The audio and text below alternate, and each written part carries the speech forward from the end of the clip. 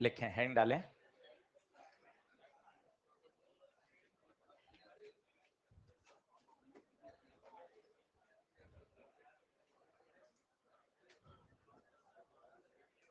तो चैप्टर का आधा हिस्सा हो चुका है और अब हम नेक्स्ट सेक्शन पे पढ़ रहे हैं।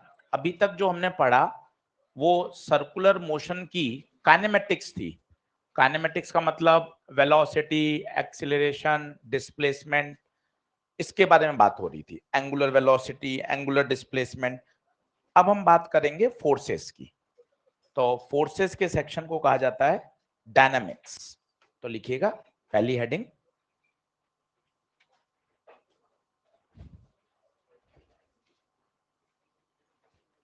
लिखिए, force on a particle, force on a particle during circular motion.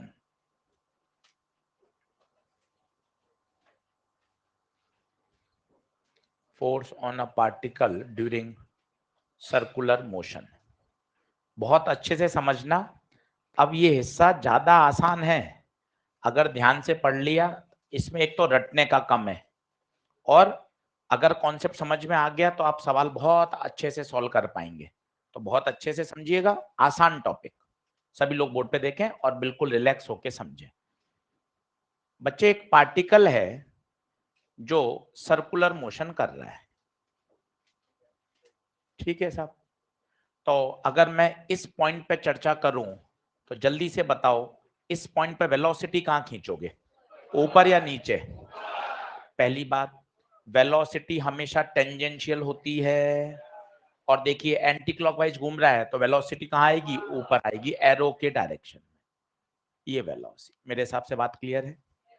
Acceleration के दो कंपोनेंट होंगे, एक आएगा सेंटर की ओर और एक आएगा वेलोसिटी की ओर। अलोंग भी आ सकता है, अपोजिट भी आ सकता है। मेरे हिसाब से इतनी क्लियरिटी आ चुकी है। अगर स्पीड अप हो रहा है तो ऊपर आएगा, ठीक है। तो ये आ गया साहब ऊपर, और चुपचाप यहां लिख दिया ये चित्र स्पीड अप होने का है। ये तो एक्सीलरेशन आए जो पिछले 4 दिन से आप पढ़ रहे थे। पर भाई एक्सीलरेशन के लिए फोर्स होना जरूरी है ना। इस बोतल का, इस कुर्सी का, इस स्टूल का एक्सीलरेशन तभी तो आएगा जब मैं इस पे फोर्स लगाऊंगा।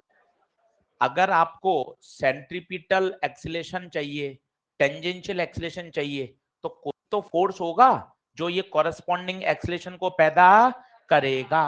तो जरा सोचिए, सेंटर की तरफ जो फोर्स लगता है बच्चों, उसी को हम क्या बोलते हैं, सेंट्रीपिटल फोर्स। टेंजेंट के अलोंग बच्चे जो लगता है उसे हम बोलते हैं टेंजेंशियल फोर्स। अब मुझे इन दोनों की जिम्मेदारी बता दीजिए तो आपको मजा आ जाएगा। बताओ टेंजेंशियल फोर्स की जिम्मेदारी क्या होगी, स्पीड को बदलना, स्पीड को बदलना, बढ़ाना या घटाना।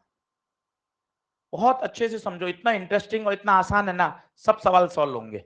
और सेंट्रीपिटल की क्या जिम्मेदारी है, डायरेक्शन को लगातार बदलना, डायरेक्शन को लगातार बदलना। किसका होना जरूरी है, एफसी या एफटी? एफसी होना जरूरी है। एफटी नहीं भी हो तो काम चल जाएगा। याद करो यूसीएम, यूनिफॉर्म सर्कुलर मोशन, उस समय तो स्पीड कांस्टेंट, तो एफटी 0, एटी 0। पर एफसी 0 नहीं हो सकता। एफसी तो हर सर्कुलर मोशन में चाहिए, चाहिए ही चाहिए, चाहे यूनिफॉर्म हो या। चित्र बनाना शुरू करें। टॉपिक आसान, सारे सवाल लगेंगे। कल बैठ के सर्कुलर मोशन पढ़ना है, सिर्फ 2 घंटा। मुझे 5-6 घंटा नहीं चाहिए, घड़ी लगा के 2 घंटे डेडिकेट क्या पढ़ना है, सर्कुलर मोशन, और एकदम बढ़िया तैयार करेंगे।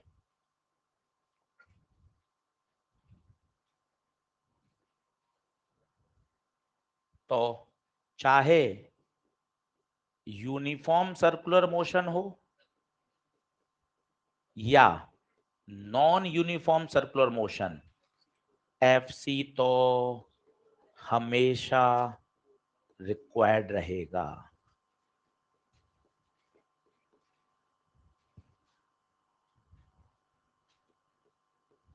हाँ, FT 0 हो सकता है, हाँ हो सकता है।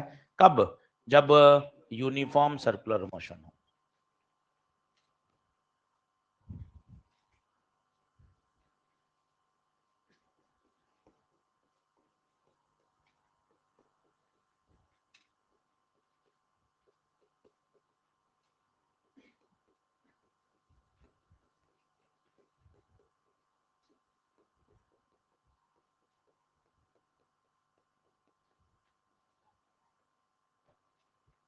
तो अभी तक आप एक्सेलेरेशन पढ़ रहे थे, आप खुद सोचो ना, उस पर्टिकुलर एक्सेलेरेशन प्राप्त करने के लिए कोई बल तो होना चाहिए। आज सेंट्रीपिटल एक्सेलरेशन को ही कॉरेस्पॉन्ड वो क्या बन जाएगा? Centripetal force. तो जरा सोचो, FC का फॉर्मूला क्या लिखोगे? कोशिश करो, FC सेंट्रीपिटल फोर्स का M इंटू ए कौन सा?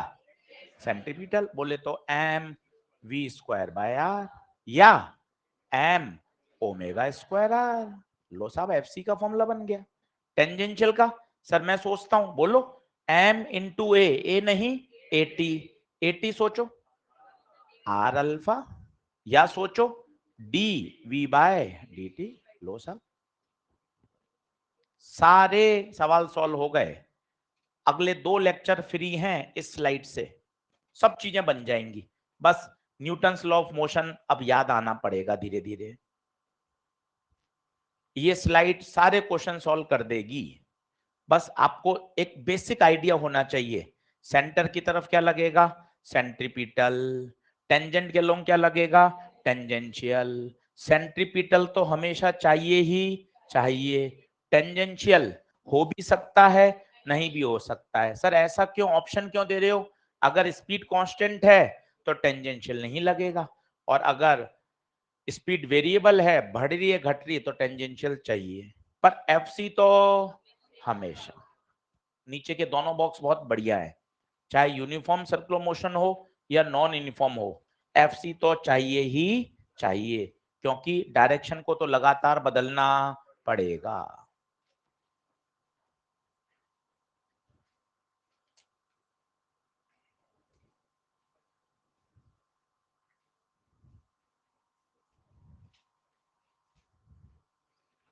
बोलो आगे बढ़ेंगे?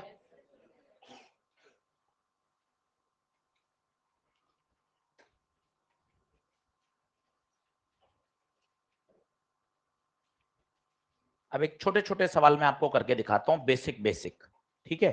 और उससे अपन अपना धीरे धीरे कॉन्सेप्ट डेवलप करेंगे और फिर सवाल को आगे एडवांस करते जाएंगे। कर दूं नेक्स्ट? चलो, क्वेश्चन नंबर क्या हो गया? 39 आएगा। चलो, एक पार्टिकल है जो यूनिफॉर्म सर्कुलर मोशन कर रहा है। यूनिफॉर्म सर्कुलर मोशन आते ही मेरे बत्ती जलनी चाहिए। Speed constant, AT 0। ये पार्टिकल है, इसका मास है m। इस पर बहुत सारे फोर्स लग रहे हैं। F1 लग रहा है, F2 लग रहा है, F3 लग रहा है, F4 लग रहा है। आपको कहा गया है सही स्टेटमेंट चुनिए। बड़ा लॉजिकल आसान प्रश्न है, पर काफी बातें आपको ये सिखा देगा।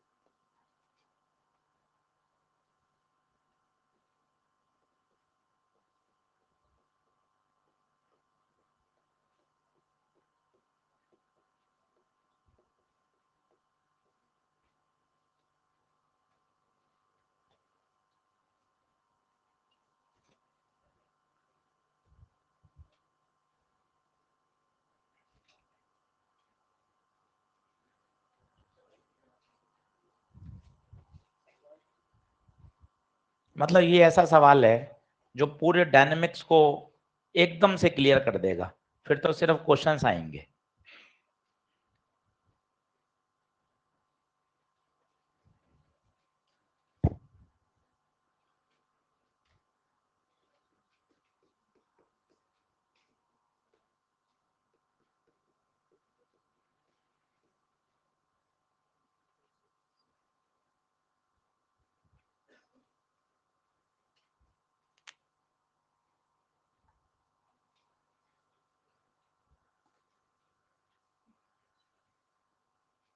चलो बोले, अब सुनते ना 2-3 बार, जब तक सब क्लियर ना हो पूछ लेना, कोई टेंशन नहीं अपने।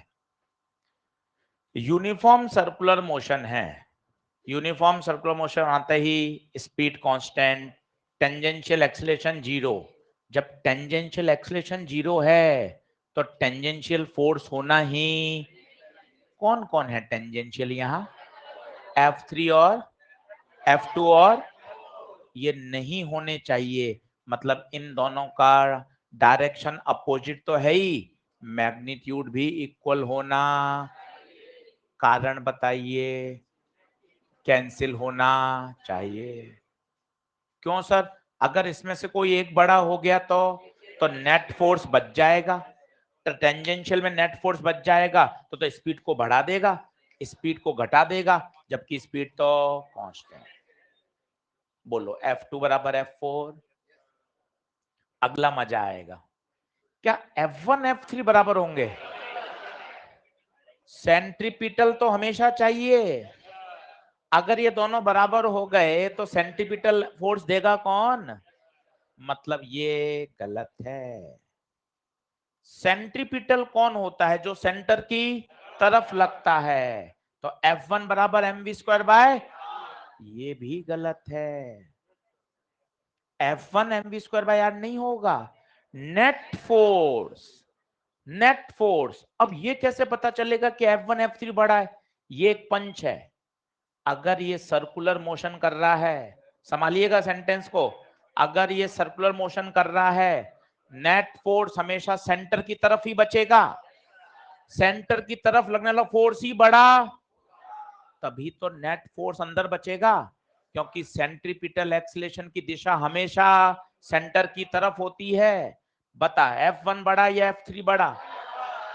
बगैर वैल्यू देखे आप बता सकते हो, F1 को बड़ा होना, तभी तो सेंट्रीपिटल होगा, और सेंट्रीपिटल है तभी तो सर्कुलर मोशन कर रहा है, नहीं तो सर्कुलर मोशन कर ही, F1 बड़ा होगा ही, होगा ही, इसके अलावा कोई संभावना नहीं है। बहुत लॉजिकल सवाल है।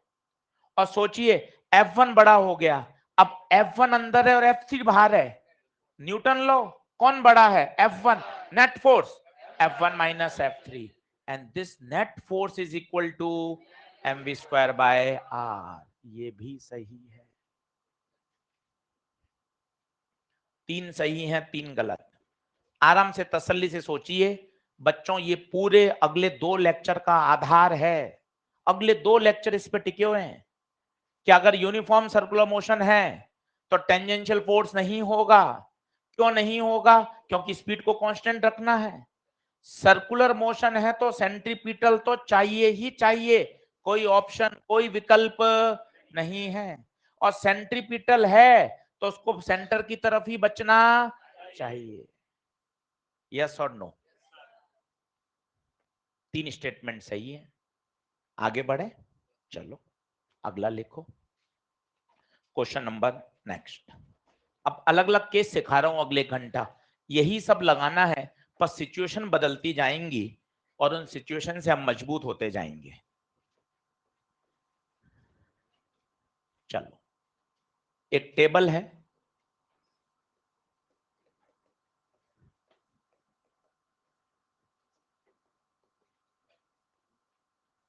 ये आपने एक रस्सी बांध रखी है और ये एक मास है, पार्टिकल है, और ये पार्टिकल सर्कुलर मोशन कर रहा है, सर्कुलर मोशन कर रहा है, स्पीड कांस्टेंट है।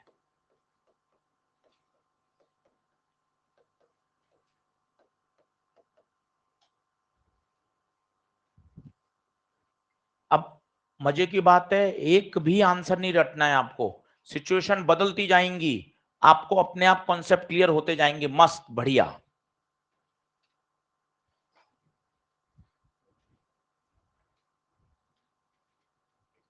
चलिए बताइए, तो पहले सिचुएशन को इमेजिन करिए, बहुत आसान है, हर बच्चा कर लेगा। टेबल, टेबल पे बीच में एक कील है, पैक बोलते हैं इसे, क्या बोलते हैं, पैक, कील है, हिंज है, खूंटा बंधा हुआ है, और वहां से एक रस्सी बांध के पार्टिकल को क्या कर रहे हैं, सर्कुलर मोशन में घुमा रहे हैं। बोलिए, क्या बात क्लियर है क्या? अब सुनते जाइए, अगर ये सर्कुलर मोशन कर रहा है तो mv²/r तो चाहिए ही चाहिए। mv²/r देगा कौन? ये एक नया शब्द आया, वापस पढ़ना, mv²/r देगा कौन? ये सेंटेंस बड़ा जबरदस्त है। mv²/r कोई फोर्स नहीं है। क्या बोल दिया? mv²/r कोई फोर्स, ये केवल एक रिक्वायरमेंट है जो अलग अलग समय पर अलग अलग लोग पूरा करेंगे। कई बच्चे बोलते हैं सेंट्रीपिटल फोर्स कोई एक अलग फोर्स है, नहीं, दुनिया के फोर्स तो वही है, tension, friction, normal, coulombic, gravitation, spring force, यही है सेंट्रीपिटल फोर्स। जो फोर्स सेंटर की तरफ लगता है वही क्या बन जाता है, सेंट्रीपिटल फोर्स। क्या टेंशन सेंट्रीपिटल हो सकता है? हाँ। इलेक्ट्रोस्टैटिक फोर्स, हाँ, सब होंगे, अभी देखना, नॉर्मल भी बनेगा। कोई भी फोर्स जो सेंटर की तरफ लगेगा, सर्कुलर मोशन के सेंटर की तरफ, वो क्या कहलाएगा, सेंट्रीपिटल। अब जरा सुनिएगा, बताइए इस रस्सी में तनाव, तनाव इससे अवे, ये देखिए, now this T, T is called centripetal force. खत्म। और ये टी ही किसके बराबर होगा, mv²/r। बताइए, कई बच्चे mv²/r यहां बना देते हैं, mv²/r कोई फोर्स नहीं है। ये बात बहुत जबरदस्त है, धीरे धीरे समझ में आएगी।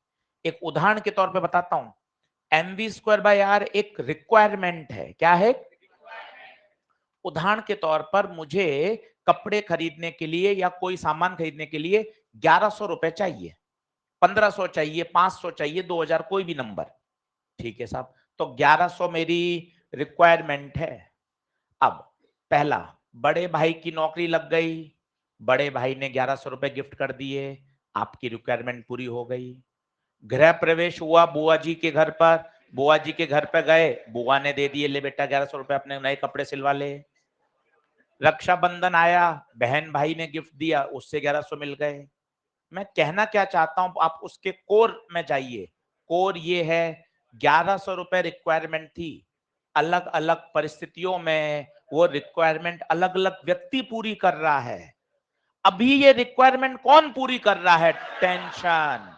यही थोड़े समय बाद एक इलेक्ट्रॉन न्यूक्लियस के चारों तरफ चक्कर लगाएगा, तो घूमने के लिए इसको mv²/r ही चाहिए, पर अब ये देगा electrostatic force of attraction. Nucleus इस इलेक्ट्रॉन पे इलेक्ट्रोस्टैटिक फोर्स लगाएगा, के Q1 Q2/r²।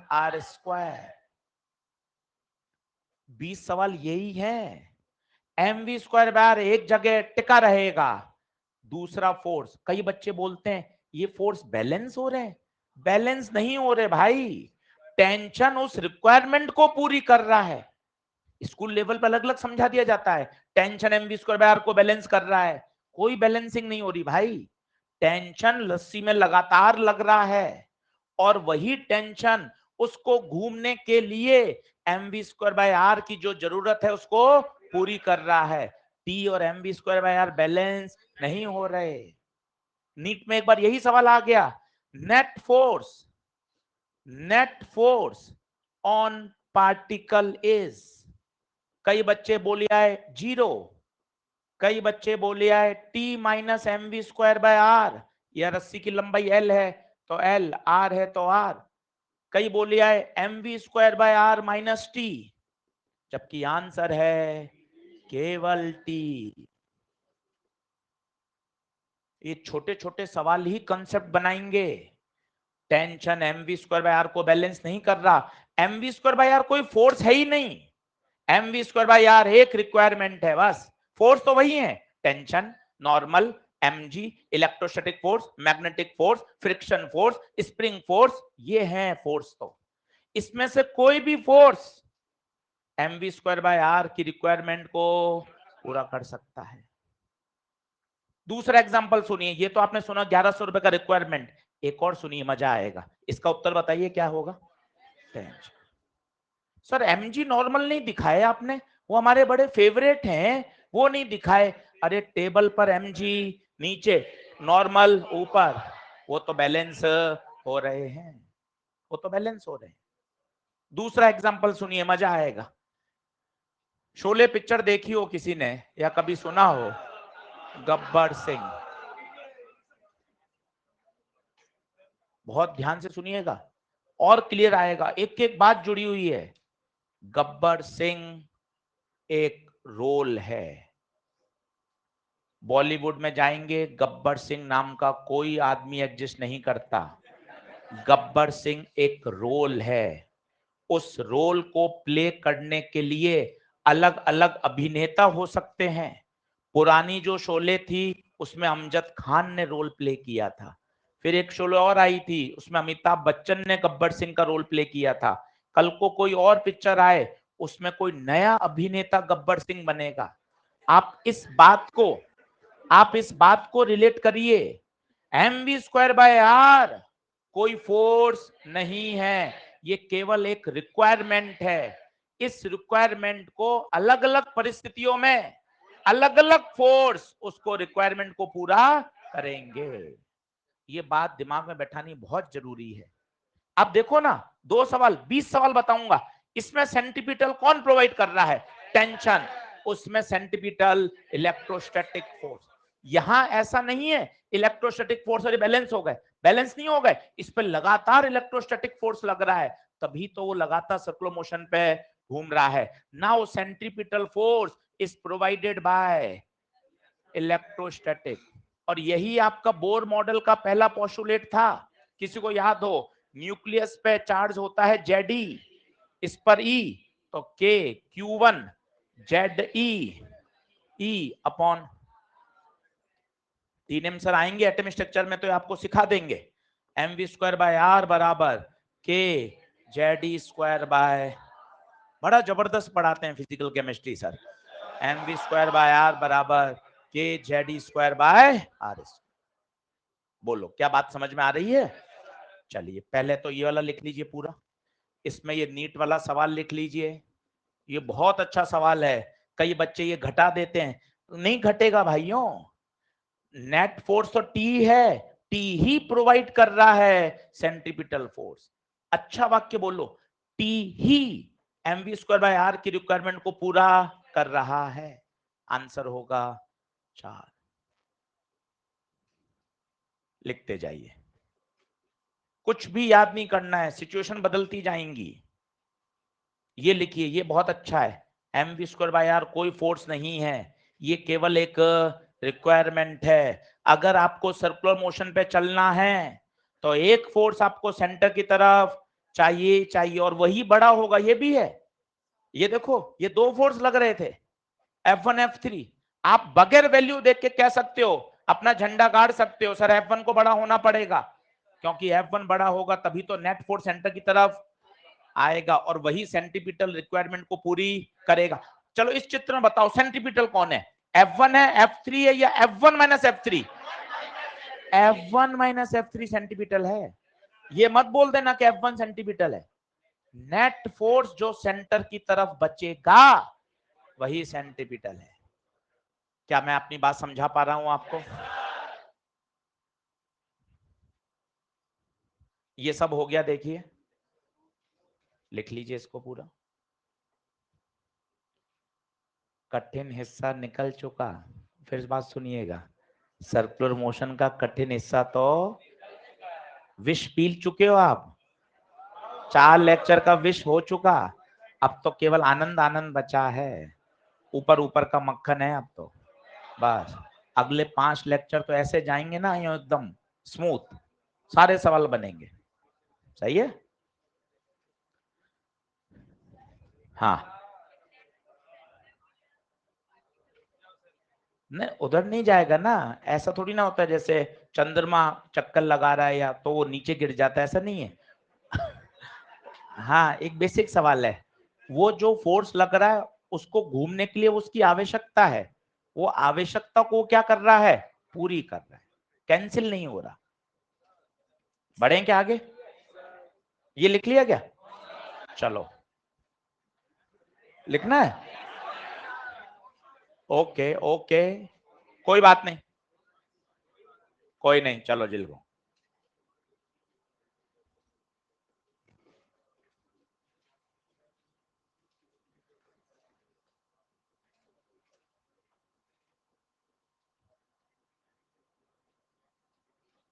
जो बात कर रहा है वो फॉर्मूले बताएगा सारे खड़े होकर अभी। हाँ वर्क पे एनर्जी के, सेंटर ऑफ मास के, कॉलिजन के। अब फॉर्मूले पूछे जाएंगे अगले सप्ताह से। हाँ जल्दी लिखें फटाफट।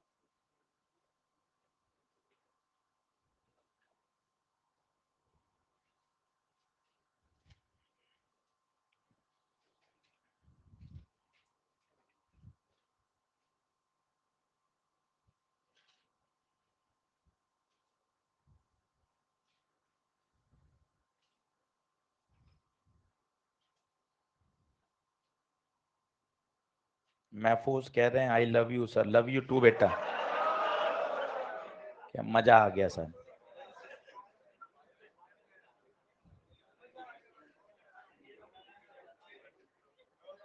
चलो बहुत बढ़िया, बेहतरीन, जबरदस्त। चलो क्या ये क्वेश्चन समझ में आ गई सभी को? आगे लिखें, फटाफट लिखो, कोई नहीं चिल्लाएगा।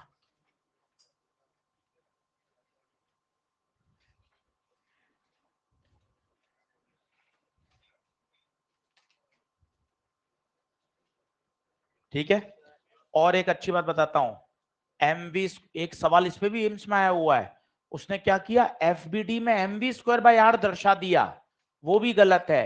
एफबीडी में फोर्सेस दर्शाए जाते हैं भाई, एमवी स्क्वायर बाय आर कोई फोर्स, वो भी सवाल लाऊंगा आपके सामने अभी एम्स 2016 का।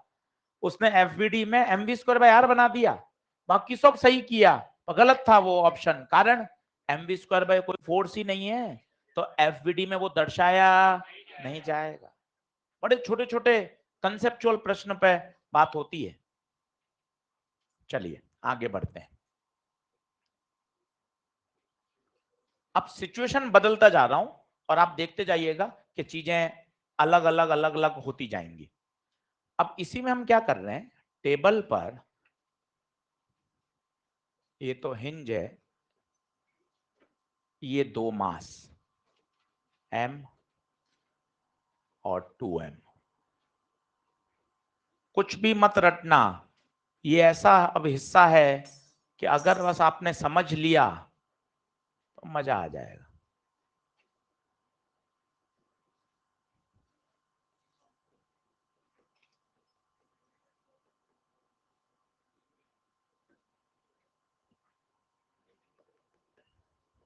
ले बातचीत नहीं मत करो यार, बार बार बोलने की आवश्यकता नहीं पड़े, जिसको बातचीत करनी है वो आराम से बाहर घूम के आ जाए थोड़ी देर।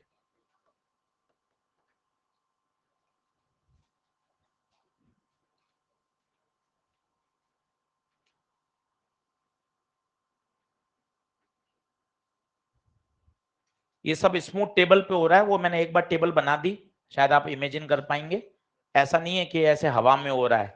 तो ये सब स्मूथ टेबल पे ऐसे दो पार्टिकल रस्सी बांध रखी है और दोनों पार्टिकल घूम रहे हैं।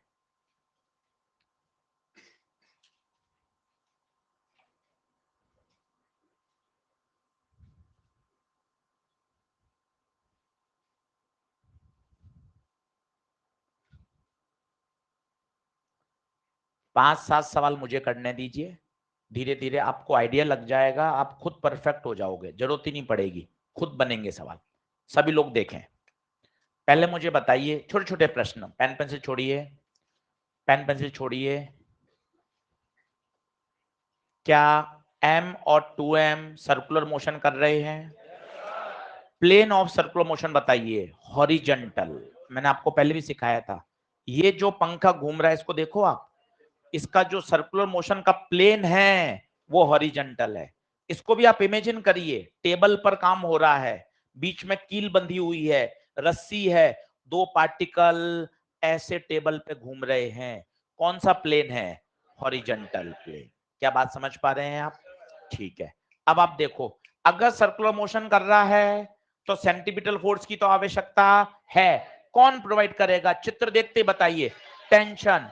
पर मजे आएंगे, एम की फोटो, बगैर एनएलएम तो जीवन बेकार है। रस्सी यहां है, अवे, यहां है, अवे। एम पे 2 टेंशन लगेंगे, जबकि 2m पर केवल 1 टेंशन लगेगा, T2। बोलिए, क्या बात क्लियर है? और बताइए, बड़ा कौन है? बड़ा कैसे पता चला?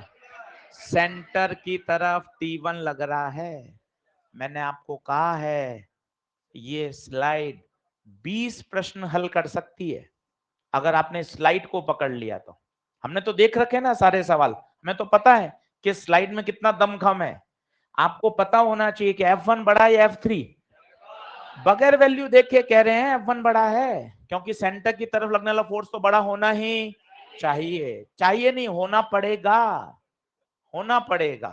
T1 माइनस T2 बराबर एम आर, कितने की रेडियस? कौन सा फॉर्मूला लगाया? सेंटीपिटल का, ओमेगा स्क्वायर आर।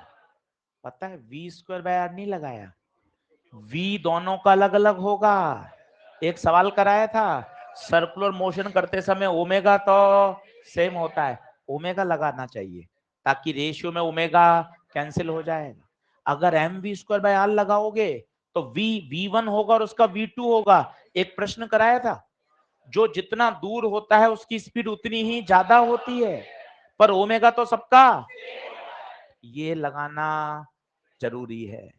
इसमें बताइए क्वेश्चन, मजा आएगा, बोलिए। अंदर की तरफ T2, दिस विल प्रोवाइड, अच्छा वाक्य बोलो, T2 will provide the necessary centripetal force. अब बोलिए फॉर्मूला, T एम, एम नहीं 2m into AC omega square R, R नहीं, आर नहीं 12। ये आप ब्रेक कर पा रहे हैं? क्या है यहां मैं कोने में लिख देता हूं, centripetal force m into AC, AC नहीं ओमेगा स्क्वायर आर, ये सच्चाई लिख दी। अब देख तसल्ली से, m नहीं 2m, ओमेगा ओमेगा, रेडियस नहीं 12। हेलो, हो गया। तो T2 2 दूना 4, m ओमेगा स्क्वायर l, ये T2 आ गया। T2 को पुट कर दें तो T1 minus 4m omega square l बराबर ml omega square, T1 5 ml omega square. पूछा क्या है?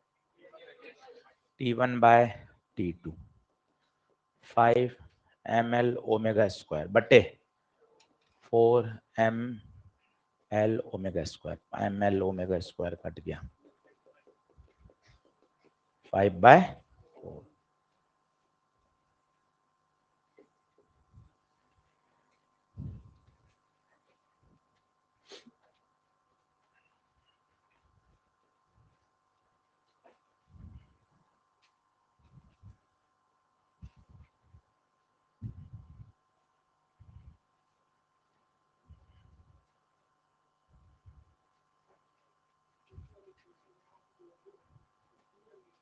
हम्म, 12 क्यों ली बताऊं?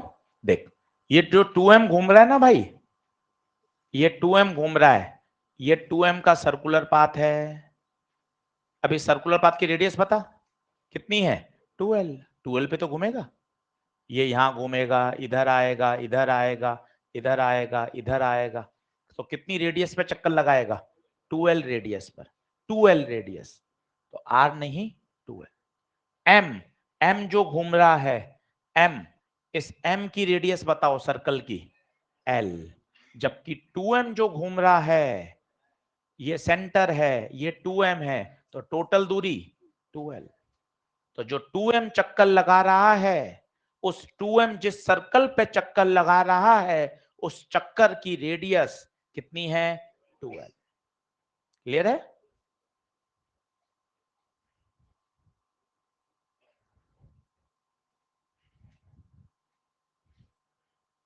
बढ़े आगे, चलो।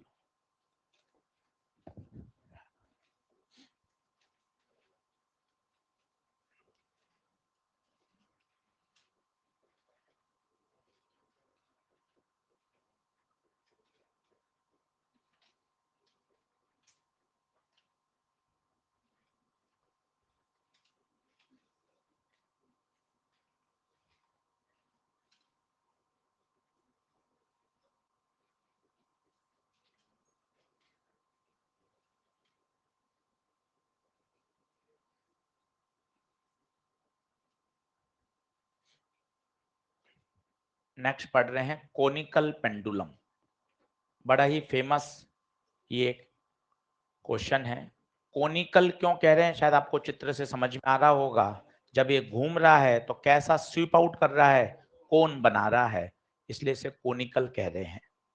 रस्सी ऊपर से छत से बांधी और एक टक वेलोसिटी दे दी इसको परपेंडिकुलर, तो ये इस तरह का क्या कर रहा है, हॉरिजॉन्टल प्लेन में क्या कर रहा है, सर्कुलर मोशन। अब आराम से आपको फोर्सेस बनाने हैं। एनएलएम जिंदाबाद। जिसने एनएलएम सही लगा लिया, आपको क्वेश्चन ऐसे लगेंगे एक एक लाइन में सॉल्व, कुछ भी नहीं रटना है। अब आप देखते जाइएगा, मैं आपको समझाता हूँ। 5 सवाल मुझे करने दीजिए, एक बार आपका बेस बन गया, फिर आपको ही दौड़ना है। चलो, सबसे लोग पहले बोर्ड पे देखो। First always identify the plane of circular motion. बताइए, क्या ये प्लेन ऑफ सर्कुलर मोशन है? Always identify the plane of circular motion. Then find the center of circular motion. क्या ये सेंटर होगा या ऊपर वाला सेंटर होगा? क्योंकि प्लेन तो ऐसा है। First identify the plane of circular motion, then identify the centre of circular motion, फिर डायरेक्शन एक्सिस बनाइए। ये है रेडियल डायरेक्शन, ये है टेंजेंशियल डायरेक्शन। एक्सिस बनाइए, कभी सवाल गलत नहीं होगा। प्लेन ऑफ सर्कुलर मोशन पसंद करें, सर्कुलर मोशन का सेंटर पता है, ये रेडियल, रेडियल समझ में आया? ये रेडियस है ना भाई, ये सर्कल की रेडियस है, तो ये वाली एक्सिस क्या कहलाएगी? Radial axis, radial direction, tangential direction. अब बनाइए फोर्सेस, दिक्कत ही नहीं आएगी। बोर्ड पे देखें, माना ये थीटा है, सभी लोग बोर्ड पे देखें और समझिएगा।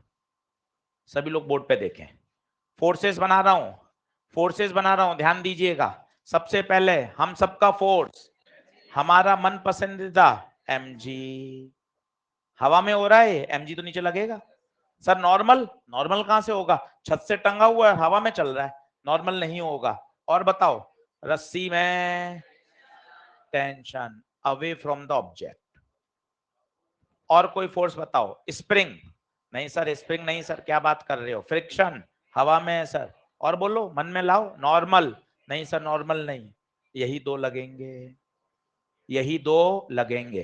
अब मजे आएंगे। mg तो ऑलरेडी हमारी डायरेक्शन में ही है, कौन नहीं है? t, t के कंपोनेंट ये थीटा, ये थीटा, ऑल्टरनेट t का थीटा से चिपका हुआ t cos थीटा, इधर वाला बन गई बात। नाउ द सेंट्रीपिटल कौन प्रोवाइड करेगा? ये शब्द बोलिए, सेंट्रीपिटल mv²/r कोई फोर्स नहीं है। अलग अलग परिस्थितियों में mv²/r की जरूरत को अलग अलग लोग पूरा करते हैं, और यहां टेंशन नहीं, टेंशन का एक कंपोनेंट। ये वाक्य भी कितना जबरदस्त है, यहां टेंशन प्रोवाइड कर रहा था, tension will provide the necessary centripetal force. यहां टेंशन नहीं, टेंशन का एक कंपोनेंट। यस और नो? हो गया। ऊपर नीचे बैलेंस, पार्टिकल ऊपर नीचे तो हो नहीं रहा, तो पहली इक्वेशन t cos थीटा बराबर mg और t sin theta will provide, कुछ भी लिख सकते हो, M B square by R, M omega square R, जो भी लिखो, M omega square R. What is R? Radius. This is not L, this is not L, ये रेडियस है ये वाली। ये निकाल सकते हैं अलग से मैस लगाकर। देखें कैसे निकालें, अलग से फोटो बनाइएगा। ये है एल, ये है थीटा, एल का थीटा से चिपका हुआ एल कॉस थीटा, ये वाला L sine theta, means radius is nothing but equal to L sine theta. आंखें खोल के काम करिए, एल धागे की लंबाई है, जबकि आर उस सर्कुलर मोशन की रेडियस है जिसपे वो पार्टिकल चक्कर लगा रहा है। प्रश्न में आर नहीं था, हमने एल से एल साइन थीटा करके आर निकाल लिया। कुछ भी मजे की बात है, रटना नहीं है। केसेस बदलते जाएंगे, कॉन्फिडेंस बढ़ता जाएगा।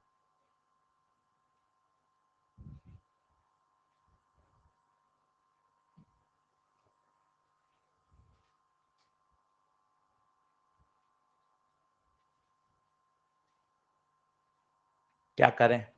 अब कुछ भी पूछ सकता है, वो टेंशन पूछ सकता है, थीटा पूछ सकता है, ओमेगा पूछ सकता है, कुछ भी।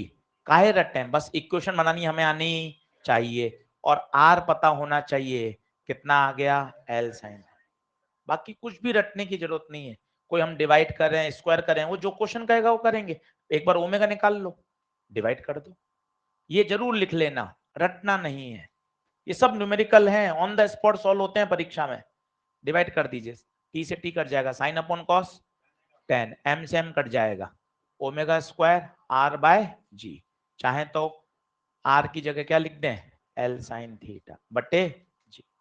बॉक्स में मत डालो, बॉक्स में डालोगे तो याद करने का मन करेगा। बस ऐसे ही लिख दिया। क्वेश्चन में डिपेंड करेगा, ओमेगा पूछेगा, टी पूछेगा, थीटा पूछेगा, जो होगा निकाल लेंगे। हम काहे परेशान हो कि भाई यही याद करना है? आपको तो इक्वेशन लिखनी आनी चाहिए। टी कॉस थीटा जरूरी नहीं है, जरूरी है, होना पड़ेगा, क्योंकि सर्कुलर मोशन ऐसे चक्कर लगा रहा है। अगर टी कॉस और एम जी ऊपर नीचे हो जाएंगे तो कॉनिकल पेंडुलम बन ही नहीं पाएगा, और लिखा हुआ कॉनिकल पेंडुलम ही बनाना है, तो उसको तो बैलेंस होना ही पड़ेगा, हमेशा होगा। सर्कुलर मोशन के परपेंडिकुलर फोर्स हमेशा बैलेंस होंगे, क्योंकि अगर ये सर्कुलर मोशन है हॉरिजॉन्टल, तो वर्टिकल को बैलेंस होना पड़ेगा। बोलो, बढ़े आगे? अगला सिचुएशन। हाँ,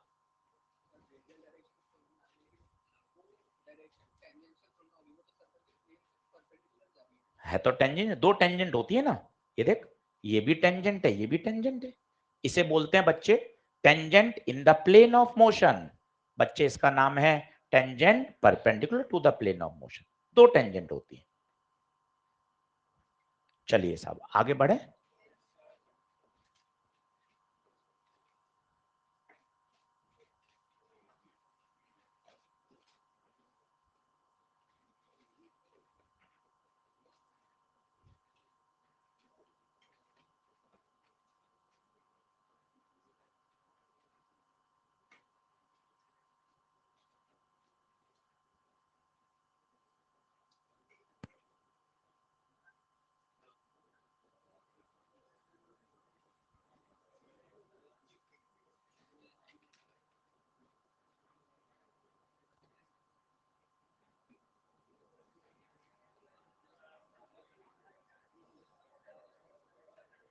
देखो, ये वाली सिचुएशन समझ पा रहे हो?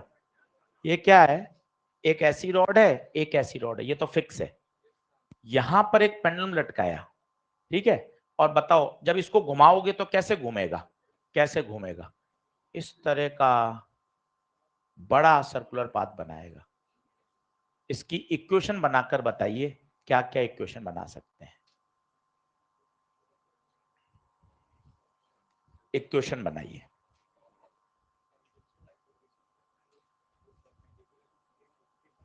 ना प्लेन वाले के ऊपर, परपेंडिकुलर वाले प्लेन में तो नेट फोर्स 0 होगा। जो टेंजेंशियल देगा, इन केस अभी देगा, तो प्लेन के जो फोर्स होंगे टेंजेंशियल वही तो देंगे। परपेंडिकुलर प्लेन में तो नेट फोर्स हमेशा क्या होगा? 0।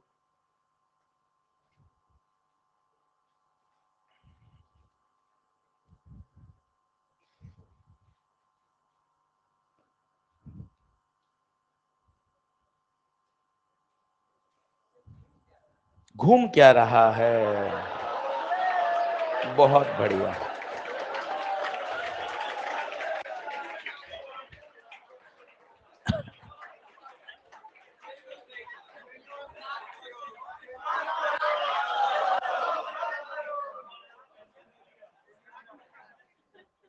नहीं सर, बिल्कुल सही पूछा है।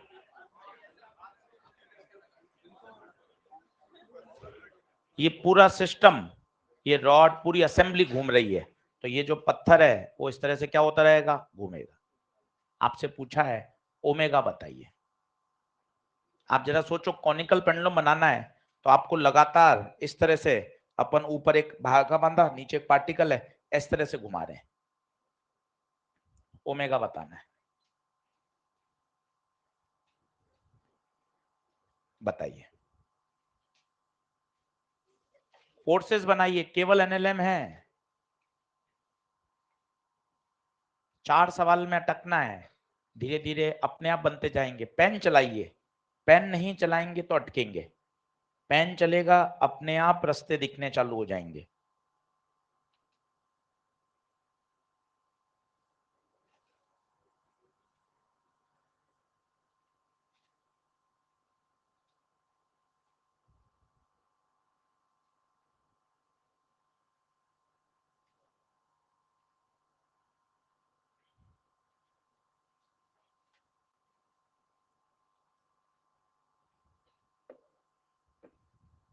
कितना? Root 3g/34, 32।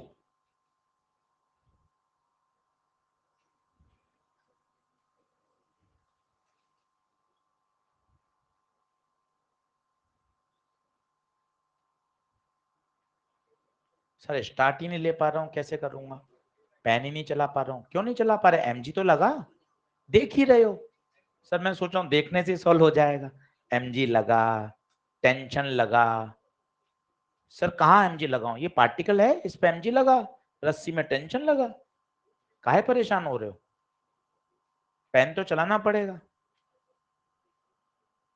रूट 15/16, वही है 3g/32, सही है। बस इसमें मजे की बात क्या है?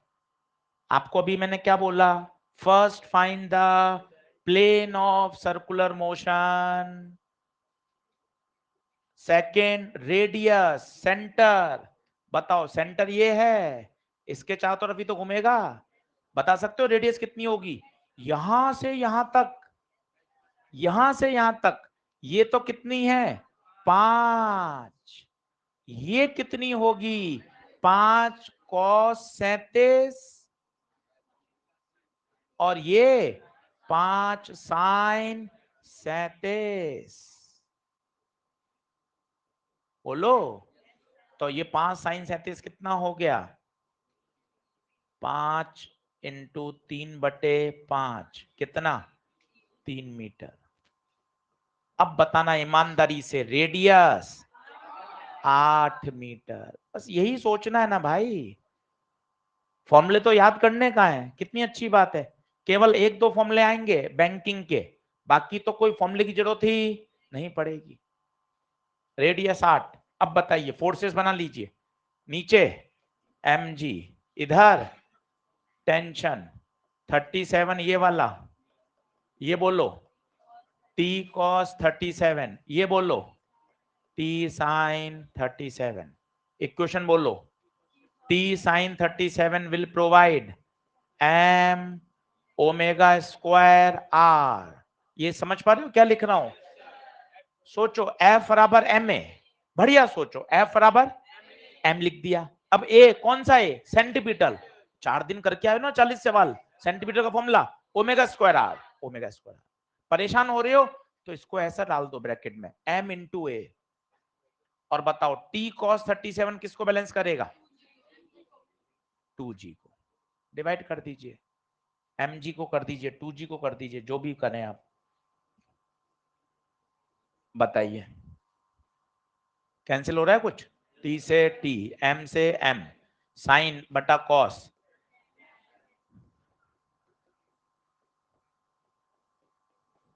tan 37 कितना? 3/4, 4 दूने 8, सही है। 4 दूना 8, ये कैसा किया है? 2 दूना 4, 2 पंजे 10, 15/16। देखो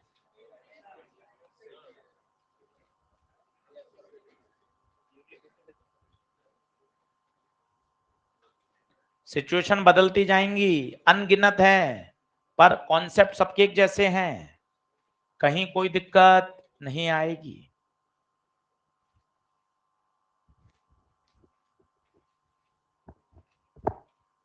बढ़ो आगे।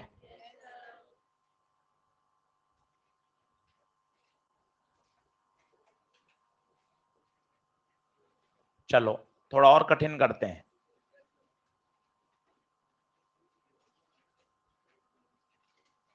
एक कोनिकल फनल है,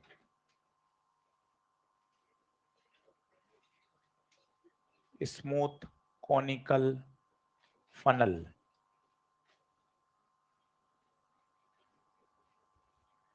इसमें पार्टिकल है, ये हॉरिजेंटल सर्कुलर मोशन कर रहा है, ये h ऊंचाई है, ये एंगल थीटा है।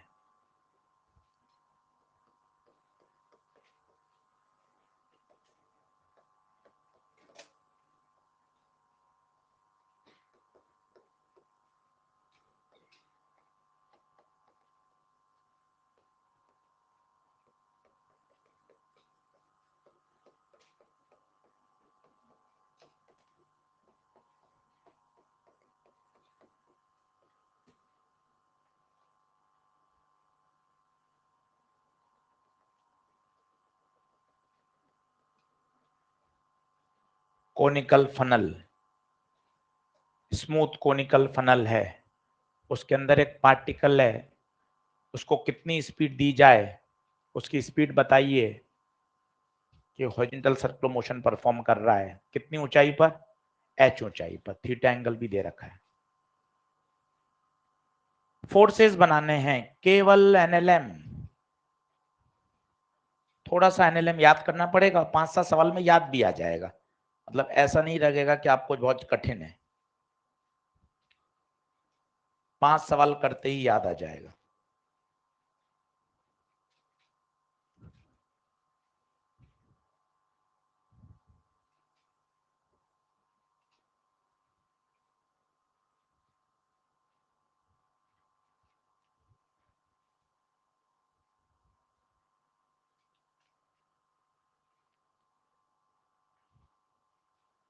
पहले फोर्सेस की चर्चा कर लो, मत पेन चलाओ, डर लग रहा है मत चलाओ, बोलो फोर्सेस बताओ।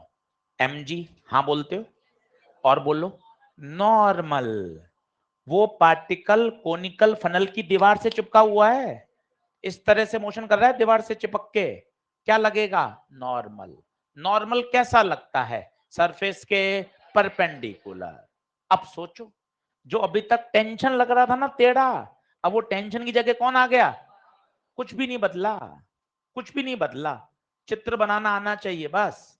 देखो कोशिश करते हैं कि सर मैं सही बना पाऊं, देखो बताओ, 5 सवाल में दिक्कत आएगी। ये देख mg, आराम से बनाना, डर लग रहा है तो ये mg, नॉर्मल बनाना है ना, सबसे पहले सरफेस खींच, ये रही सरफेस, सरफेस के परपेंडिकुलर, एग्जैक्ट परपेंडिकुलर खींचना, तू क्यों सोच रहा इधर आना चाहिए? मुझे तो सरफेस के परपेंडिकुलर दिखना है, होगा जो देखेंगे। ये एन सरफेस के परपेंडिकुलर, सरफेस कहां है? सरफेस कहां है? ये रही कॉनिकल फनल की सरफेस। सॉल्यूशन की तरफ क्यों भाग रहे हो? सॉल्यूशन तो अपने आप आएगा। ये सरफेस, फोर्सेस बनाना सीखो। क्या दोनों सही हैं क्या? अब बताइए, first first identify the plane of circular motion. क्या ये सर्कुलर मोशन का प्लेन है? Then identify the centre of circular motion. क्या ये सेंटर है? Then draw the axes. ये कौन सी एक्सेस? रेडियल। ये कौन सी? टेंजेंशियल। खुद बताओ किसके कंपोनेंट करोगे? नॉर्मल के। हो गया। सर मैं थीटा में फंस रहा हूं। मैथ्स लगाते हैं 7वीं 8वीं की, कोई रॉकेट साइंस थोड़ी ना है। मैथ्स लगा, ये थीटा है, ये कितना 90, तो कौन सा थीटा जाएगा? देखो ये लाइन वही जा रही है, इसका वर्टिकल के साथ थीटा है, क्या ये थीटा जाएगा? देख लो, डायग्राम छोटा कर देता हूं। ये देखो, आराम से बताना। थीटा, ये लाइन वर्टिकल, ये लाइन वर्टिकल, ये लाइन वही जा रही है, ये वही जा रही है आगे, वर्टिकल के साथ थीटा, वर्टिकल के साथ थीटा। अब बताओ, ये 90 माइनस थीटा, तो ये थीटा। हो गया।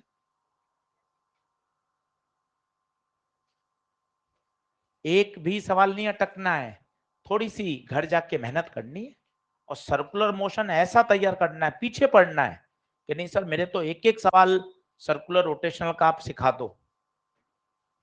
सबसे मजबूत करना है सर्कुलर रोटेशन।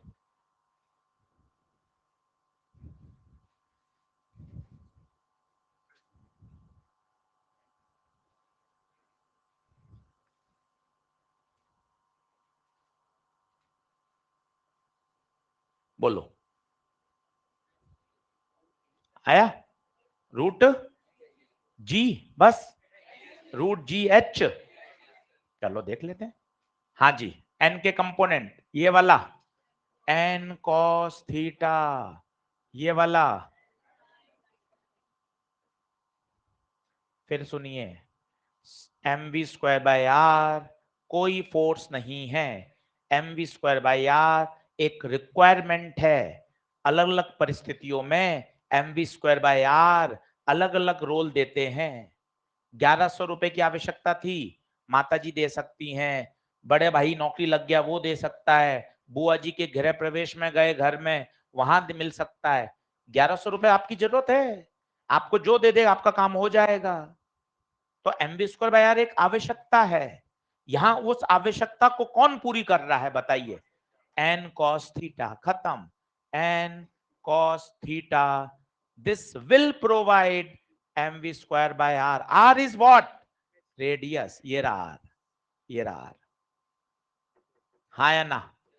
ये बैलेंस नहीं हो रहे। एन साइन थीटा बराबर एम जी, बेटा ये बैलेंस है। दिखने में तो किसी को बताओगे हाँ सब बराबरी तो लिखे हैं, पर तुम्हें अच्छा बोलना आना चाहिए। ये तो बैलेंस हो रहे हैं, फोर्स फोर्स से बैलेंस हो रहा है, और M B square by R की आवश्यकता को पूरी कौन कर रहा है? N cos. यस और नो? डिवाइड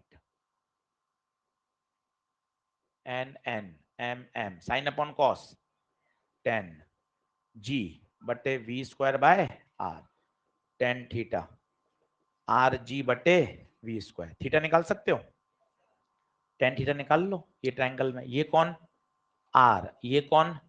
एच, ये कौन? Theta. 10 theta perpendicular by base, 10 theta की जगह आर बाय एच, आर से R, V under root G H आएगा भाई बच्चों, अंडर रूट जी एच।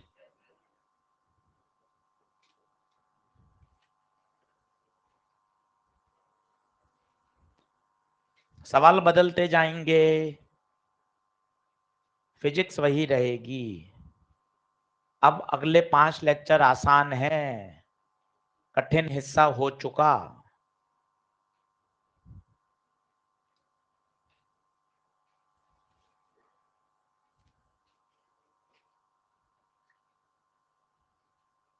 घर जाके वापस करिए। दो ही सिचुएशन है। पहली, सर मुझे अभी और समझना है। बेटा 45 सवाल कॉपी में आ गए, 45 सॉल्व्ड सवाल, सॉल्व्ड एग्जांपल 45 किसी बुक में नहीं है। 45 अपन ने अच्छे सॉल्व्ड एग्जांपल कर लिए, पहले इनको करो रफ पन्ने पर, यहां से कॉन्फिडेंस गेन होगा। फिर ईएलपी पे हाथ साफ करो, फिर एक्सरसाइज करो, फिर आपके पास कोई मटेरियल है वो करो, कोई मना नहीं है, पर सीक्वेंस से करो जिससे आपके कॉन्सेप्ट बिल्ट होते जाएं, फिर आपको करने में मजा आएगा। चलिए बढ़ू आगे।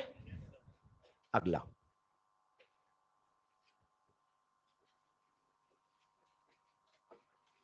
एक ग्रामोफोन है। ग्रामोफोन समझते हो? पहले पुराने जमाने में बड़े बड़े वो प्लेयर होते थे, इतनी बड़ी सीडी डिस्क देखी हो आपने, ग्रामोफोन, वो बजता रहता था, उसपे एक ऐसा रख दिया, या सीडी समझ लें, सीडी घूम रही है, सीडी घूम रही है ओमेगा से, ठीक है साहब। और इस पे एक मच्छर आके बैठ गया।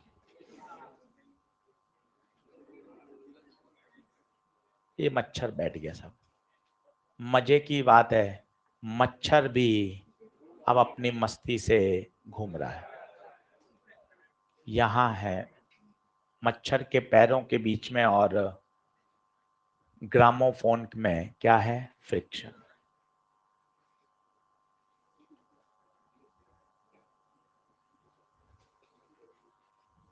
चलो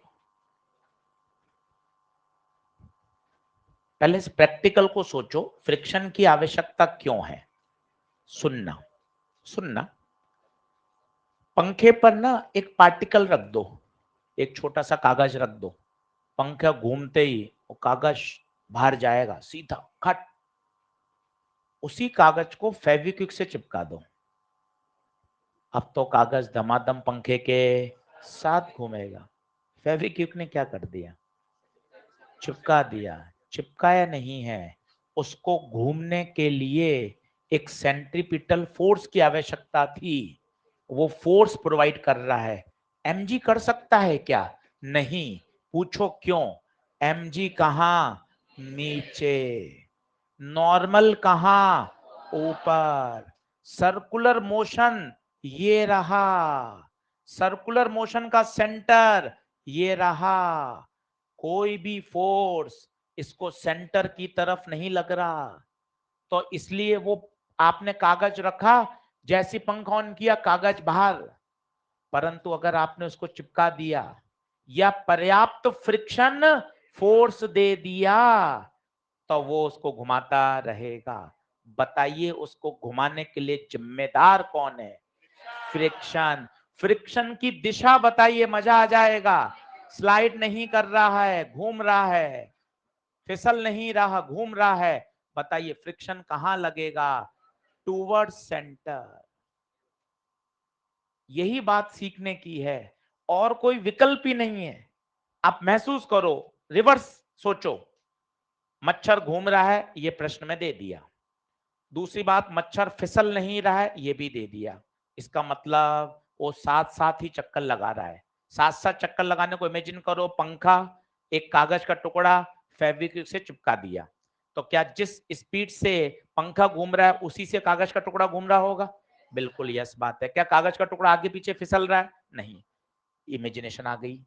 अब जरा सोचिए, सारी बातों का अंडरलाइन थॉट, अगर सर्कल पे घूमना है तो सेंट्रीपिटल फोर्स तो चाहिए ही, ये आवश्यकता है। अगर सर्कल पे घूमना है तो M V square by R चाहिए, चाहिए एम ओमेगा स्क्वायर आर चाहिए ही। कोई ना कोई फोर्स ऐसा होगा जो उसको प्रोवाइड करेगा। उदाहरण के तौर पर गब्बर सिंह, गब्बर सिंह एक रोल है। गब्बर सिंह नाम का कोई व्यक्ति बॉलीवुड में एग्जिस्ट, गब्बर सिंह एक करेक्टर है। उस करेक्टर को प्ले करने के लिए इतने सारे अभिनेता, इतने सारे एक्टर मौजूद हैं, कोई भी एक्टर उस रोल को प्ले कर सकता है। यहां उस रोल को प्ले कौन करेगा? नॉर्मल। नॉर्मल की हिम्मत ही नहीं है, वो सेंटर की तरफ है ही नहीं, तो सर उसका कंपोनेंट कर लेंगे। कंपोनेंट करो तो सही, 0 आएगा ना, 90 पर लग रहा है वो तो, ना mg लगेगा, तो कौन प्रोवाइड करेगा? फ्रिक्शन को सेंटर की तरफ लगना ही पड़ेगा, तो ही वो उसको सर्कल पे घुमा पाएगा। यस और नो? बताइए। दो इक्वेशन, पहली n बराबर mg, दूसरी friction will provide m omega square r। Sir आपकी मर्जी पड़े तब ओमेगा लेते हो, मर्जी पड़े v लेते हो। भाई दोनों ही सही है, M V square by R और एम ओमेगा स्क्वायर आर दोनों ही सेंट्रीपिटल के फॉर्मूले हैं। बार बार क्या टकते हो रे, एक बार सही कर लो ना। M V square by R, M omega square R दोनों ही सेंट्रीपिटल हैं। प्रश्न में ओमेगा की बात हो रही है, ये यूज किया है। बार बार है हूं क्या है, ये क्या लगा दिया। अरे वो M V square by R और एम ओमेगा स्क्वायर दोनों ही सेंट्रीपिटल है। अरे हाँ गुरुजी, ये आ गया। अब सुनना, अब अगली कंडीशन, अब स्टैटिक फ्रिक्शन में जाओ। जो फ्रिक्शन होता है उसकी वैल्यू हमेशा लिमिटिंग से कम होती है। स्टैटिक फ्रिक्शन इज एडजस्टेबल, इसकी अधिकतम वैल्यू लिमिटिंग के बराबर होती है। ये क्या लिखा है सोच के बताओ। स्टैटिक फ्रिक्शन हमेशा म्यू एन से छोटा या स्टैटिक फ्रिक्शन हमेशा लिमिटिंग से छोटा या बराबर। देख लो वही लिखा है, देख लो। सर म्यू एन होता है ना सर, अरे म्यू एन तो उसकी मैक्सिमम वैल्यू होती है, भूल गए। अलमारी से 2 उंगली से बल लगाओ तो 5 न्यूटन आपने लगाया, अलमारी भी 5 ही लगाएगी। सर मैं तो म्यू एन से निकाल रहा हूं, म्यू एन उसकी मैक्सिमम वैल्यू है। आप 15 लगाओगे तो 15 लगाएगी, आप 20 लगाओगे तो वो 20 लगाएगी। जितना उसको आवश्यकता है उतना। ये देखो, ये देखो, ओमेगा धीरे धीरे होगा, फ्रिक्शन कम चाहिए। देखो ना, अगर पंखा धीरे धीरे घूम रहा है ओमेगा कम, फ्रिक्शन भी, फ्रिक्शन उसको जितना चाहिए उतना ही देगा। सेल्फ एडजस्टेबल है ना। ओमेगा को हल्का सा बढ़ाया भाई, फ्रिक्शन भी बढ़ जाएगा। ओमेगा को और बढ़ाया, फ्रिक्शन भी बढ़ जाएगा। तो सर ऐसे तो मैं ओमेगा को जबरदस्त बढ़ा दूं, अगर बहुत ज्यादा आपने बढ़ा दिया वो सरेंडर कर देगा, अब मेरी औकात से बाहर है, बाहर चला जाएगा। करके देख लो, क्या बात समझ में आ रही है? बताइए। एफ की वैल्यू रखो, एम ओमेगा स्क्वायर आर, ये एफ पुट किया, देख साइन लगाया, म्यू एन की वैल्यू एम जी, क्या किया समझ में आया, वैल्यू पुट करी, ये एफ की ये एन की, एम से एम कटा, omega square R mu G, तो ओमेगा आ गया म्यू जी बटे आर। इसको एक बार पढ़ो तो सही, मजा आएगा, पढ़ो तो सही। क्या है, ओमेगा इससे कम होना चाहिए या ज्यादा से ज्यादा इसके बराबर हो सकता है, बस इससे ज्यादा कर दिया तो फिर वो साथ नहीं चलेगा, फिर वो सरेंडर कर देगा। ऐसे ही तो लिमिटिंग में करता है। अलमारी कुछ समय तक आपका पोस्ट करती रहेगी, पर आप डटे रहे और आपने 150 न्यूटन लगा दिया, अलमारी कहेगी अब मेरे स्टैटिक फ्रिक्शन की औकात से बाहर हो चुका है, अलमारी स्लाइड करना शुरू कर देगी। वही तो केस है। इसको क्यों नहीं बोल पा रहे कि अगर डिस्क इससे ज्यादा से घूम गई तो फिर वो स्लाइड नहीं कर पाएगा साथ साथ, फिर तो वो फिसलना शुरू कर देगा, साथ साथ नहीं घूम पाएगा। क्या बात क्लियर है क्या?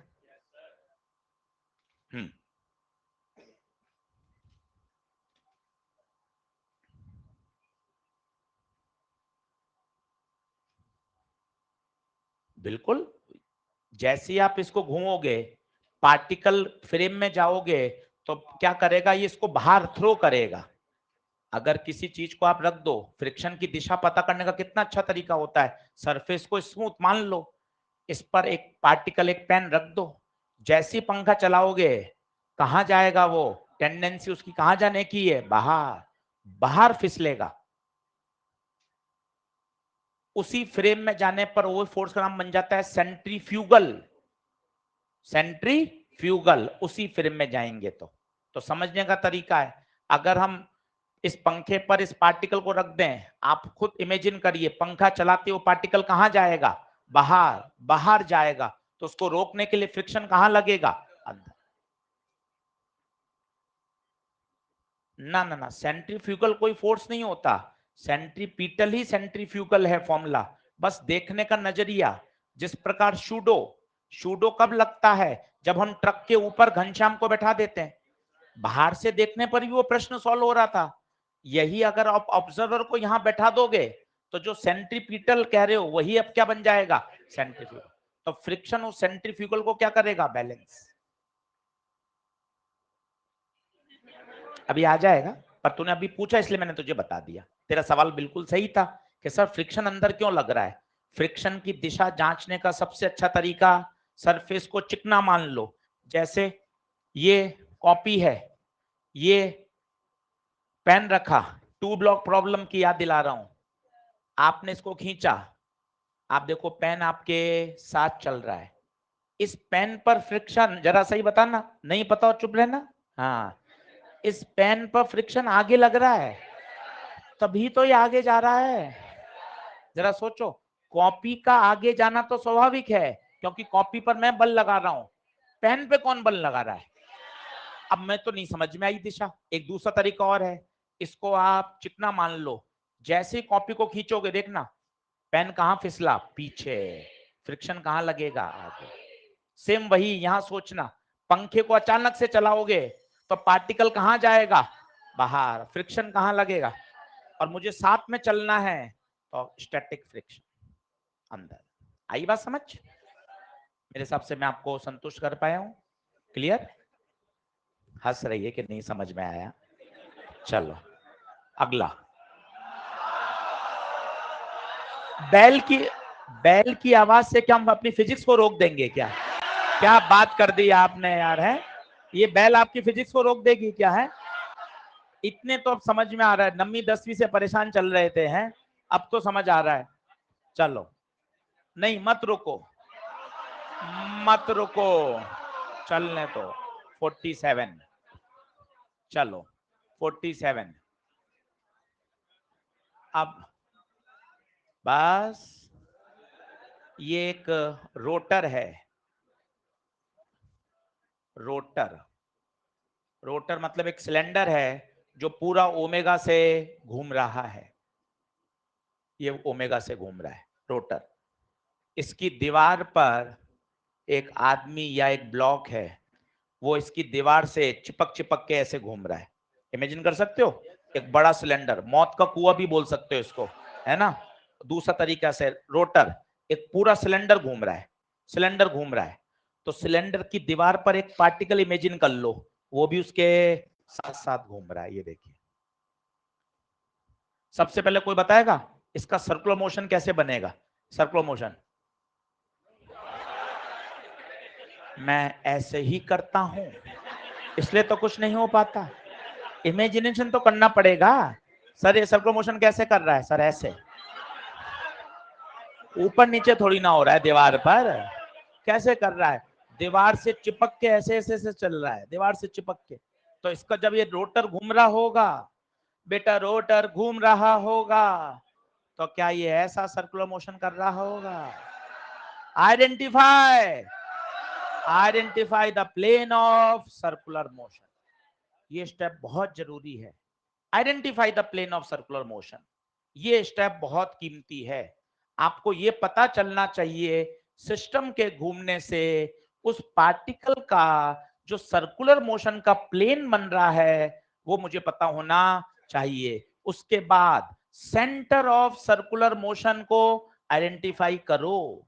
माना डेथ वेल की जो रेडियस है वो आर है। अब बल लगा सकते हो, लगाओ बल अच्छे से। और म्यू दे रखा है दीवार पे और उसकी पीठ पर, जो म्यू है सरफेस पे, म्यू म्यू जरूरी है, नहीं तो फिसल जाएगा वो नीचे। फोर्सेस बनाना आपको खुद को मजा आएगा, अरे यार क्या जबरदस्त है, यहाँ कुछ अलग ही बन रहा है खेल। नदीम हमारे नॉर्मल यूं लगा रहे हैं, सर मेरे रटा हुआ है नॉर्मल यूं। यूं कैसे लगेगा नदीम? नॉर्मल ऐसे लगेगा। समझो सर, अपने तो रटा सर, आप खुद देख लो, मैं अपना दिमाग नहीं लगा रहा ना सर, मैं तो आपको नकल, आपने नॉर्मल ऊपर लगाया सर, मैंने ऊपर लगा दिया। अरे नॉर्मल ऊपर नीचे थोड़ा लगता है, सरफेस के परपेंडिकुलर। इमेजिन करो ना, ये दीवार है, आप ऐसे चिपके हुए हो, तो नॉर्मल नॉर्मल ये दीवार आपको नॉर्मल दे रही है ना भाई। सोचो, आप दीवार से ऐसे चिपक के घूम रहे हो, तो दीवार ही तो आपको क्या दे रही है, नॉर्मल। सरफेस कौन सी है, ये रही, इसके परपेंडिकुलर। थोड़ा तो सोचो, नॉर्मल ऐसे थोड़ी ना ऊपर लगा दिया, ये आदमी की दीवार पीठ चिपक के चल रही है, याद करिए। तो क्या होगा, नॉर्मल कहां से मिलेगा, दीवार से। नॉर्मल की क्या परिभाषा है, सरफेस के परपेंडिकुलर। यहां सरफेस ऐसी थी ना भाई, कीड़ा यहां बैठा था, मच्छर, तो सरफेस ये थी, नॉर्मल ऐसे लगा। अब सरफेस ऐसी है, ये है सरफेस, ये दीवार है, ये सोचो, ये रोटर ये ऐसे घूम रहा है, और अंदर एक पार्टिकल चिपका दो, पहले तो उसका सर्कुलर मोशन दिख रहा होगा, और बताओ उस पर नॉर्मल जो मिल रहा होगा, नॉर्मल नॉर्मल सेंटर की तरफ मिल रहा होगा, देखो आप, यस और नो। फ्रिक्शन कहां लगेगा, अभी उसको बताया ना क्या तरीका था, जब भी फ्रिक्शन सोचना हो, सरफेस को स्मूथ मान लो। बताओ, mg के कारण, mg के कारण नीचे जाएगा, तो फ्रिक्शन। एक और बात बताता हूं, फ्रिक्शन तो हमेशा सरफेस के पैरेलल लगता है, भूल गए क्या। नॉर्मल लगता है हमेशा सरफेस के परपेंडिकुलर, परंतु फ्रिक्शन तो हमेशा सरफेस के पैरेलल लगता है। सरफेस कहां है, ऐसी, तो इसके पैरेलल तो लगेगा, ऐसा लगाना तो मूर्खता हो जाएगी भाई। फ्रिक्शन हमेशा सरफेस के पैरेलल लगता है, छोटी छोटी बातें समझो, फ्रिक्शन हमेशा सरफेस के पैरेलल लगता है, और नॉर्मल हमेशा परपेंडिकुलर लगता है।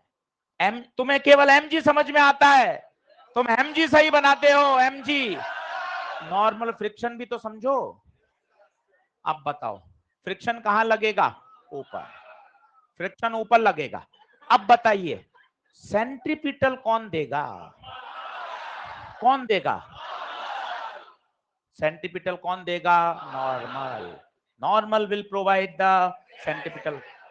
कहां रट के जा सकते हैं, देखो यहां नॉर्मल, चेक तो कर, यहां फ्रिक्शन, यहां देख नॉर्मल का एक कंपोनेंट, यहां देखो टेंशन का एक कंपोनेंट, यहां टेंशन का एक कंपोनेंट, यहां टेंशन नहीं, difference of tension, difference of tension. Situation बदल सकती है भाई, पर लॉजिक तो एक ही है, mv²/r कोई फोर्स। आज ये बात याद कर लीजिए, दिमाग में रचा लो, mv²/r कोई फोर्स, ये तो एक रिक्वायरमेंट है। जब जब पार्टिकल सर्कुलर मोशन करेगा, जो सेंटर की तरफ नेट फोर्स लगेगा वो mv²/r के बराबर होगा। क्या बैलेंसिंग हो रही है या रिक्वायरमेंट हो रही है, रिक्वायरमेंट, यस और नो। किसी भी एफपीडी में, ध्यान दो जनाब, ध्यान दो जनाब, किसी भी एफपीडी में mv²/r को दर्शाया नहीं गया है, क्योंकि mv²/r कोई फोर्स ही नहीं है, यस और नो।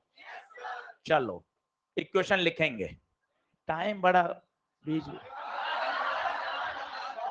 चलो, n विल प्रोवाइड mv²/r, पर ओमेगा दे रखा है, ओमेगा²r, पहली इक्वेशन। f और mg, बोलो सही है, ऊपर नीचे। अब जो नई शर्त लिखनी है वो ध्यान से लिखो, इसके बाद अटकोगे, क्या लिखोगे सोचो, जो फ्रिक्शन होगा वो हमेशा μn से छोटा या बराबर ही तो होगा। ये मैं लाया हूं चैप्टर फ्रिक्शन से, कॉन्सेप्ट आपके लिए, चैप्टर फ्रिक्शन से। जो स्टैटिक फ्रिक्शन होता है उसकी मैक्सिमम वैल्यू μn या μn से कम होती है। ज्यादा ज्यादा बोल रहा है कोई अपना ही बच्चा, कोई बात नहीं, एफ की जगह वैल्यू पुट करो, वैल्यू पुट करो, एफ की जगह mg, म्यू, एन की जगह M omega square R, M से एम कटा, तो मुझे चाहिए ओमेगा म्यू, जो भी चाहिए ओमेगा निकाल लो, तो g mu omega square are, omega चाहिए तो mu omega square r is greater than g omega g by mu r. अब देखना, ये मिनिमम नहीं है, मैक्सिमम नहीं है, मिनिमम है। ये देखो मिनिमम, इतने मिनिमम से चलना पड़ेगा, बहुत ज्यादा चले तो कोई दिक्कत नहीं, जबकि उसमें क्या आ रहा था, मैक्सिमम आ रहा था। ये आपको रटने जो उतनी साइन नहीं बता रहा है, इसको पढ़ो ना। ओमेगा कम से कम किसके बराबर, root G by R mu, इतना तो होना ही, इससे धीरा चला तो आदमी गिर जाएगा। क्यों गिर जाएगा सर धीरे चलने पर, बताऊं आपको, बताओ। अगर धीरे चला, उल्टा सोचना, अगर धीरे चला रोटर तो क्या होगा, ओमेगा कम है, ओमेगा कम है, ओमेगा कम है, तो एन कम होगा, एन कम होगा तो फ्रिक्शन कम होगा, फ्रिक्शन कम होगा, वो एमजी को बैलेंस ही नहीं कर पाएगा, एमजी के कारण वो नीचे गिर जाएगा। उल्टा रिवर्स सोचोगे तो और मजा आएगा। आप क्यों कह रहे हो, इतना तो चाहिए ही चाहिए, इससे ज्यादा होगा तो चलेगा पर इससे कम नहीं चलेगा। उल्टा सोचो, ओमेगा ये मिनिमम है, इससे कम से घूम रहा है, धीरे धीरे धीरे धीरे घूम रहा है, तो क्या होगा, ओमेगा कम, ओमेगा कम, एन कम, एन कम, फ्रिक्शन कम, फ्रिक्शन छोटा, एम जी बड़ा, एम जी अपने प्रभाव से इसको नीचे गिरा दे। नहीं आ पा रहा, बोलो नहीं आ पा रहा। अगला, चलो कल पढ़, मंडे को पढ़ा दूंगा, ठीक है, मंडे को मना नहीं करोगे, ठीक है, होमवर्क लिखो।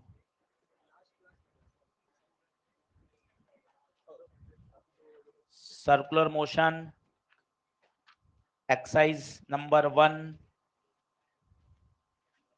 एक्सरसाइज नंबर 1 1 से 28, एक्सरसाइज नंबर 1 1 से 28, एक्सरसाइज नंबर 3, एक्सरसाइज नंबर 3 पहला, चौथा, पांचवा, छठा, 9th, 10th, 11, 13, 15, 16, 17, 19। ये एक्सरसाइज नंबर 3, एक्सरसाइज नंबर 3 जरूर करनी है। क्वेश्चन वापस रिपीट कर रहा हूं, प्लीज मेंटेन करें, प्लीज लिखें, प्लीज करके लाएं, कल संडे है। 1 4 5 6 9 10 11 13 15 16 17 19। अब चैप्टर आसान बचा है, ईएलपी का होमवर्क मंडे को दूंगा, एक दिन मॉड्यूल पे डेडिकेट, फिर एक दिन ईएलपी पर, फिर एक दिन मॉड्यूल, एक दिन ईएलपी, ठीक है। चलिए, बहुत बहुत धन्यवाद आप सभी का। मैं बाहर बैठा हूं, कोई परेशानी, कोई व्यक्तिगत चर्चा, कोई अपनी बात बतानी हो, पूछनी हो, कहनी हो, प्लीज बाहर आए।